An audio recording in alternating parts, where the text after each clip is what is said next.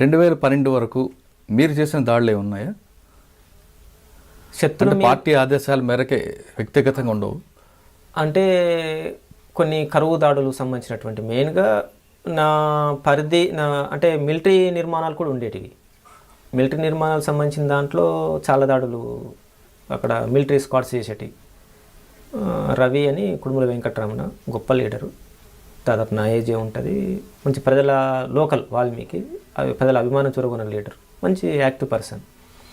తను చాలా వాటికి నాయకత్వం వహించిండు. ముఖ్యంగా కరువు దాడులకు సంబంధించిన విషయం లోపల బాగా ఇన్వాల్వ్. మీకు బాగా గుర్తుండిపోయి ప్రజల కోసం ఈ దాడి చేశాను, ఒక సంతృప్తికి వచ్చిన దాడి చెప్పండి.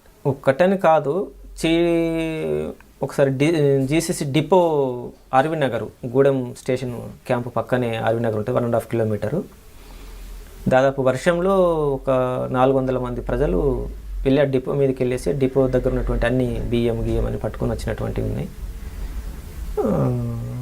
ఇది చాలా అట్లాంటి చీడుగొంది లోపల ఒక భూస్వామి తనకు సంబంధించినటువంటి ఆక్యుపై చేసుకున్నటువంటి ఘటనలు ఉన్నాయి. 2-3 ఇన్సిడెంట్స్ కూడా ఉన్నాయి. ఓకే, 2012 వరకు మీరు త్రొట్లో తప్పించుకున్న ఘటనలు ఉన్నాయా? చాలా ఉన్నాయి. చాలా అంటే దాదాపు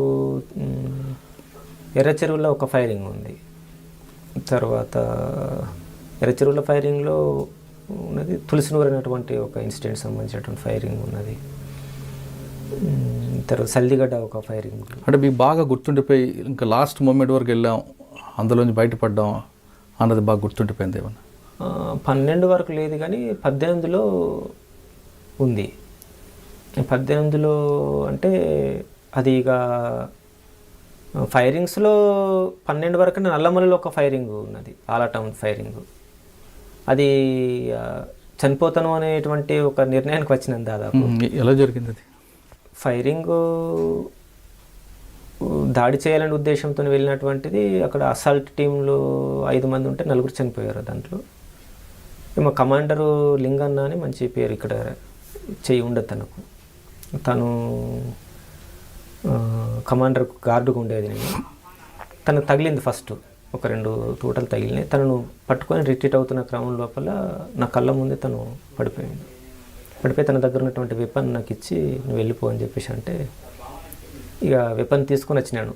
నేను ఇక్కడ నుంచి ఒక 10 గజాల దూరం వరకు వెళ్ళినప్పుడు కొన్ని తూటలు పడి మట్టి మీదకి వస్తున్న సందర్భాలు కనిపించింది. అది అక్కడ ఒకటి అనిపించింది. తర్వాత 18లో ఒక ఇన్సిడెంట్ సంబంధించి. 18 ఎలా జరిగింది? అప్పుడు ఒక ఇన్ఫర్మేషన్, కాంక్రీట్ ఇన్ఫర్మేషన్ ఆంధ్ర బలగాలకు ఒడిశా సంబంధించినటువంటిది, ముఖ్యంగా సాకేత్, ఉదయ్ ఇద్దరు ఉన్నారు అనేటువంటి ఇన్ఫర్మేషన్.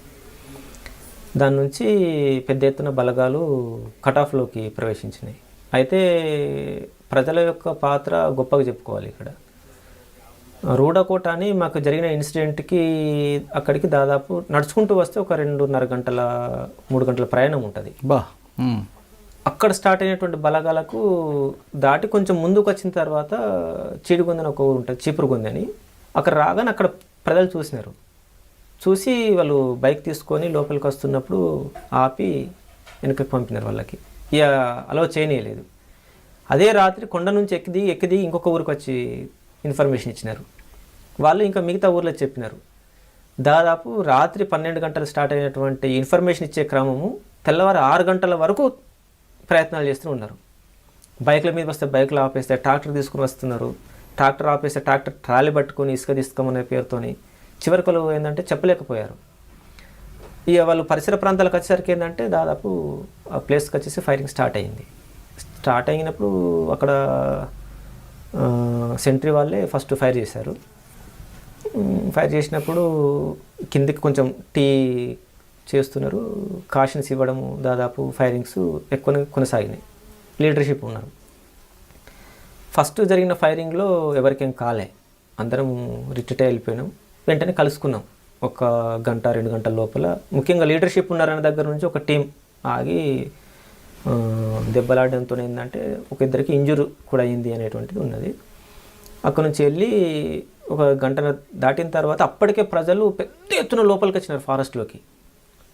ఏంటంటే కటాఫ్లో ఉన్నటువంటి ప్రజల పరిస్థితి ఏందనుకున్నప్పుడు వాళ్ళు లోపలికి రావడంతోనే అన్నాలు వదిలిపెట్టేసి పందుల ఉచ్చులు పట్టుకొని అంబలి పట్టుకొని డబ్బాల లోపల అన్నం కట్టుకొని మేము ఎక్కడ ఫైరింగ్ అయింది విషయం విన్నారు, ఎక్కడో వెళ్తుంటారు, వాళ్ళని పట్టుకోవాలనే ఉద్దేశంతో ప్రజలు లోపలికి రావడం అనేటువంటి స్టార్ట్ చేసినారు. మాకు వెంటనే ఒక టీం తగిలింది. వాళ్ళు తెచ్చిన అంబలి ఇచ్చినారు, డైరెక్షన్ ప్రకారం తీసుకెళ్తున్నారు వాళ్ళు. ఈ బయట టీమ్స్ కొన్ని ఉన్నాయి, మై వాకిటాల ద్వారా సమన్వయం నడుస్తుంది. ఇక్కడ ఎక్కడెక్కడ ఫోర్సెస్ ఉన్నాయి, వాళ్ళను ఇటు లోపలికి రాకుండా అడ్డుకునే రకంగా కొన్ని టీమ్స్, మిలీషియా టీమ్స్ ఎక్కడెక్కడ ఉన్నాయి, అన్ని ఏర్పాట్లు జరుగుతూ ఉన్నాయి. తప్పించుకోవడం కోసం వాళ్ళు ప్రయత్నాలు చేస్తున్నారు. దాదాపు అంత పేషెంట్స్ ఉన్నారు అక్కడ. దాని నుంచి ఏంటంటే రాత్రి 7-6 స్టార్ట్ అవుతుంది, దిగుతున్నాం కొండ, దారి తప్పాం. దిగడానికి దాదాపు 1 గంట పైన పట్టింది. పేషెంట్స్ ఉన్నారు. ఇక మా ముందు నడుస్తున్న టైంలో లోపల ఉన్నటువంటి టీము కొండపైకి వస్తుంది అన్నట్టు. దాదాపు తారసపడ్డం దగ్గరే. ముందు ఊరు వాళ్ళ కుక్కలు మురిగినాయి. ఆ మురిగిన తర్వాత ఊరు అన్నలు డౌట్ పడ్డారు, అన్న ఏదో కుక్కలు అరుస్తున్నాయి అని చెప్పేసి అని. ముందు టీం మాదే నడుస్తుంది, ఎవరు అంటే కొంచెం డౌట్ వస్తుందన్నా అని అన్నారు. అందరిని వెనకకు పొమ్మన్నాం, వెనకకు పోయి అది క్లియర్ చేయాలి. వాళ్ళు ఏంటంటే లేదన్న షూర్ పోలీసులే మాకు అనిపిస్తుంది అంటారు. కానీ చీకటి అయింది, చూడలేము, ఒక లైట్ కనిపిస్తుంది, అది ఏం లైట్ అనేది మాకు అర్థం కాలే. దాదాపు 9-10 గంటలకు స్టార్ట్ అయినటువంటి డౌటు రాత్రి 1 గంట వరకు దాన్ని క్లియర్ చేసే పని పెట్టుకున్నాం. మాకు ఇన్ఫర్మేషన్ ఉంది, మీరు అదొక్కటి దాటరండి, లేకపోతే వేరే రూట్లో రండి, మీకు ఏం ప్రాబ్లం లేదు, ఎక్కడ బలగాలు లేవు అని చెప్పేసి వాళ్ళు అన్నం వండి ట్రాక్టర్స్ గీటర్స్ అన్ని పెట్టినారు. కానీ మాకేందంటే మళ్ళీ కొండ ఎక్కాలంటే 3 గంటలు పడుతుంది, గంట దినకుండా. పేషెంట్స్ పోగలుగుతామా, ఇది కొంత క్లియర్ చేసుకుందాం అన్న దగ్గర నుంచి ఒక 4 పోయాం. అంటే వాళ్ళు అక్కడ ఆగిపోయారు. పోలీసులు ఏంటంటే వాళ్ళు క్లియర్ అయింది, వాళ్ళకి డౌటు ముందు కుక్కలు అరిచినాయి, ప్రజల పార్టీనా అది అక్కడ వాళ్ళు ఆంబుష్ కూర్చున్నారు వాళ్ళు. ఇక మేము కొద్దిమంది ధైర్యం చేయకపోతే సాకేత్ గార్డు సందీప్ అని బెటర్ పర్సన్ సీజీ, ఇక ఆయనకు లేపితే ఆయన వాళ్ళ టీం నుంచి ఒక ఇద్దరం 4 కలిసి క్లియర్ చేద్దామని ఉద్దేశంతో ముందుకు పోయాం. మన సాకేత్ గారి ఆ లైన్ క్లియర్ చేద్దామని ముందుకు వెళ్తున్న టైంలో ఒక అడుగు ముందుకు వేసేసరికి ఏంటంటే దాదాపు వాళ్ళ పరిసర ప్రాంతాలు దాదాపు ఒక 20 యార్డ్స్ ఉంటుండొచ్చు. వెళ్ళిన తర్వాత టార్చ్ వేసి చెక్ చేద్దామని చెప్పేసి వేసేసరికి ఏంటంటే వాళ్ళు అటు నుంచి ఫైరింగ్ స్టార్ట్ చేశారు. క్లియర్ అయింది దాదాపు వీళ్ళది వాళ్ళది. ఆ ఫైరింగ్లో తను దెబ్బ తగిలింది కూడా అర్థం కాలే. పరిగెత్తుకొని రావడంతో అక్కడే పడుకున్నాను. ఇక ప్రొంగ్ పొజిషన్ తీసుకున్నాను. దాదాపు కొన్ని 100 తోటాలు పరిసర సమీపం నుంచి అతి సమీపం నుంచి పోయినాయి. అప్పుడు తగులుతుంది అనేటువంటిది నాకు నమ్మకం లేకుండే. ఒక్క మ్యాగజైన్స్ వల్ల అయిపోయిన తర్వాత వెనక తిరిగి నేను రిటైర్ అయిన తర్వాత అప్పుడు లీడర్షిప్ నుంచి మళ్ళీ వాకిటాకి సంభాషణ, నీకేమైనా ఏంటంటే ఏం కాలేదంటే వెంటనే కలుసుకున్నాం, పెద్ద సమస్య కాలేదు. అంటే క్లియర్ చేశారు అప్పుడు? ఇక అది క్లియర్ అంటే అదే ఫైరింగ్ అయింది, క్లియర్ అయిపోయింది. వాళ్ళు రిట్రీట్ అయిపోయారా? రిట్రీట్ కాలే, తెల్లవారి డామినేషన్. ఎందుకంటే చిన్న భూభాగము దాదాపు 3 days అవి ఫస్ట్ టైము హెలికాప్టర్స్ ద్వారా బలగాలం లోపలికి దించడం అనేటువంటి ఒక 3 days చాలా తీవ్రమైనటువంటి ఇబ్బంది. 3 days తర్వాత ప్రజల మద్దతుతో బయటకు వచ్చాం. ఎందుకంటే ఇక్కడ చెప్పుకోవాల్సింది ప్రజల మద్దతు కట్ ఆఫ్లో ఎందుకు అంత మద్దతు ఇస్తున్నారు అనేటువంటిది. అంటే దాదాపు 2010 వరకు, ముఖ్యంగా 9 వరకు గవర్నమెంట్ అంటే నాకు తెలిసి అక్కడ ఎన్నికలు, రెవెన్యూ ఇవి 2 తప్ప నాకు గవర్నమెంట్ అంటే ప్రజలకు తెలియదు. నేను వచ్చిన 10 సంవత్సరాల కాలంలో ఊరు రూపురేఖలన్నీ మారిపోయాయి. ఎందుకంటే అక్కడ నుంచి బాకూరు వెంకటరమణ ఫస్ట్ సర్వే చేసేస్తాను, తర్వాత లీడర్షిప్ నుంచి ఉదయ్ వాళ్ళు వెళ్ళి దాన్ని కొంత సర్వే ప్రాంతం చేసి తీర్చిదిద్దినటువంటి పరిస్థితి ఉన్నది. నేను బాధ్యతలు తీసుకున్నటువంటిది 17 తర్వాత. కానీ అంతవరకు చేసినటువంటి పార్టీ కృషి చాలా గొప్పది. దాదాపు ప్రతి గ్రామంలో భూ సంస్కరణ అమలైనాయి. ఒక 2-3 గ్రామాలు అట్లా ఉంటుండొచ్చు. భూ సంస్కరణలు, భూ పంపిణీ, సంస్కరణలకు పంపిణీకి ఏందనుకున్నప్పుడు తేడా, ఆక్రమించుకున్న భూములు పంపిణీ చేసిన సందర్భాలు ఉన్నాయి, ప్రజలలో చర్చ పెట్టేసి చేసినటువంటి సందర్భాలు ఉన్నాయి. తర్వాత శ్రమ సహకారం అనేటువంటిది, తర్వాత విద్య, వైద్యం. నాకు తెలిసి నేను బాధ్యతలు ఉన్న తర్వాత అంతకుముందు ఒక 8 స్కూల్స్ రన్ చేశాము అక్కడ. హాస్పిటల్స్ దాదాపు ఒక 7 హాస్పిటల్స్ రన్ అయినాయి గ్రామాల లోపలనే. అది ప్రజలకు బాగా అదైపోయింది. ఫస్ట్ టైం కరోనా సందర్భంగానైతే దాదాపు ఒక 100 క్వింటాల ఉప్పు పంపిణీ సంబంధించినటువంటిది. దాదాపు ఆ టైంలో నాకు తెలిసి కరోనా టైంలో ఒక్క మెడికల్ నర్సు కూడా రాలే లోపలికి. పైగా ప్రచారం ఏంటంటే మావోయిస్టులకు కరోనా వచ్చింది, మీరు వెళ్తే కరోనా అంటుకుంటుందనే పరిస్థితి.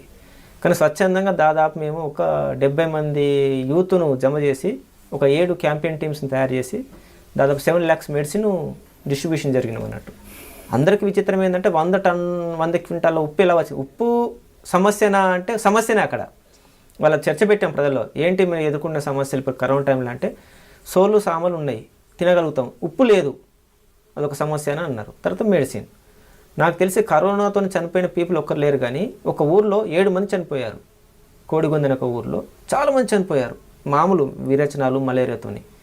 దాన్ని ఆలోచన చేసి మేము తెస్తామన్నారు పీపుల్, మేము సంపాదించుకొని రాగలుగుతాం, పార్టీ ఆర్థిక సాయం చేయగలిగితే మేము చేయగలుగుతామంటే కొద్దిమంది కాంట్రాక్టర్సు, తర్వాత పార్టీ నుంచి కేటాయించుకున్న డబ్బు, సహకారము అంటే తెప్పించడం కూడా సహకారమే. ఆ టైంలో రావడం అనేటువంటి లాంచ్ వాళ్ళు బాగా హెల్ప్ చేశారు. వాళ్ళు డబ్బులు ఇస్తే దాదాపు లోపల నుంచి చిత్రకొండ నుంచి లాంచ్ ద్వారా